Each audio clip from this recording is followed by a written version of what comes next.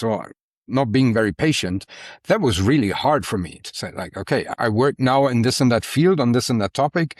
I'm an expert. And with this also in the one of my first jobs that I had in policy analysis, what I learned very quickly is that you are an expert when the lower third says it, but that doesn't mean that you're actually an expert.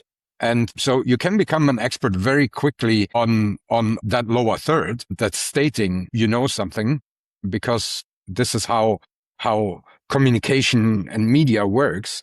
But it doesn't mean that you are one. And it also doesn't mean that there's an endpoint to it, but it's a constant necessity to update yourself, to learn something new, to progress, and to admit that you were wrong and that you made mistakes. And this is not something that I learned.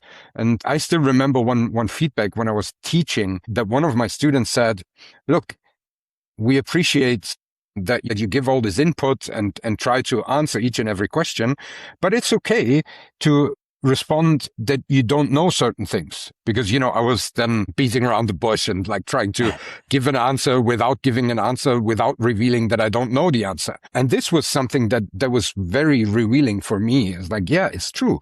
It's not necessary to know everything, and you don't have all the answers. Nobody has.